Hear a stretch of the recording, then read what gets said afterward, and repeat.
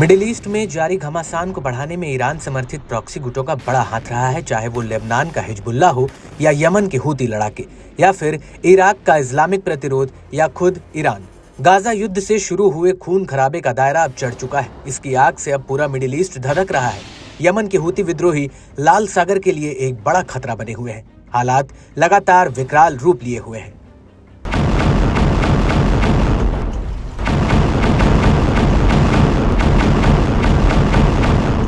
एक बार फिर यमन के हूती विद्रोहियों ने इजरायल के खिलाफ हुंकार भरी है। प्रतिरोध के नेता ने सभी मुस्लिम देशों को एकजुट होकर इजरायल के खिलाफ जिहाद में शामिल होने का आह्वान किया है।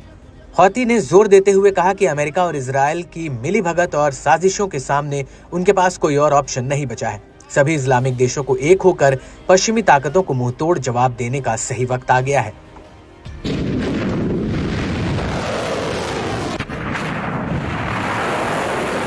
अब्दुल मलिक अल हौती ने इस्लामिक देशों को एकजुट करने की अपनी कोशिश के दौरान कहा, अगर अरब और मुसलमानों ने जिहाद के लिए कुरान और आस्था के पहलू को अपनाया होता तो वो फिलिस्तीन और पूरे इलाके को इजरायल के खिलाफ सुरक्षित रख सकते थे। लोगों को डर से आजाद करने और चुनौतियों का सामना करने के लिए मुस्लिम देशों की कार्रवाई आवश्यक है। इस दौरान हूती नेता ने साफ किया कि यमन गाजा में प्रतिरोध का समर्थन करने में अपनी स्थिति से पीछे नहीं हटेगा। हूती इजरायली नौवहन या बंदरगाहों की ओर जाने वाले जहाजों को रोकने के लिए समुद्र में अपने अभियान जारी रखेगा। इसके अलावा हूती नेता ने अरब और मुस्लिम नेताओं पर अपना गुस्सा भी जाहिर किया। अल हौती ने गाजा के समर्थन में खोखली अपीलों के साथ खोखले शिखर सम्मेलनों और बयानों को बेकार और दिखावटी बताया। उन्होंने कहा कि वाशिंगटन और तेल अवीव पूरे इलाके को अपने कब्जे में करने पर तुले हैं। मुस्लिम देशों को गाजा और लेबनान और अन्य जगहों पर प्रतिरोध का समर्थन करना चाहिए। फिलिस्तीन, लेबनान, सीरिया, जॉर्डन और मिस्र में पिछले दशकों में इजरायल ने बड़े अपराध किए हैं, जिन्हें अमेरिका से बखूबी समर्थन मिलता रहा है। इसके लिए अमेरिका को मिलीभगत के लिए जवाबदेह ठहराया जाना चाहिए। साथ ही ब्रिटेन और फ्रांस ने भी फिलिस्तीन पर इजरायलियों को बसने में मदद की है।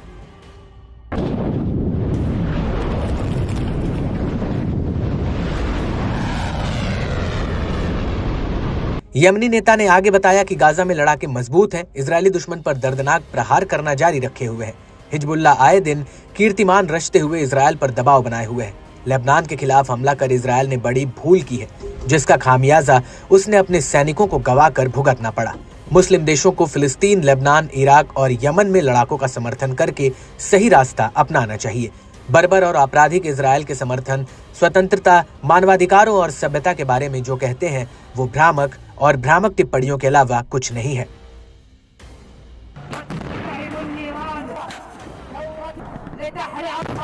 हूती नेता ने अमेरिकियों, ब्रिटिश और फ्रांसीसी और जर्मनों के खूनी इतिहास की ओर इशारा करते हुए कहा कि उनके आपराधिक रिकॉर्ड में बेहद क्रूर तरीकों से लाखों लोगों की हत्या शामिल है। गाजा में युद्ध विराम प्रस्ताव के खिलाफ सुरक्षा परिषद में अमेरिका का वीटो अरबों और मुसलमानों को लेकर अमेरिका के आक्रामक और आपराधिक नजरिए को दिखाता है। इसके अलावा हूती नेता ने यमन के सभी लोगों से सड़कों पर उतरने और फिलिस्तीन और लेबनान के साथ एकजुटता दिखाने के लिए विशाल रैलियों में भाग लेने का भी आह्वान किया।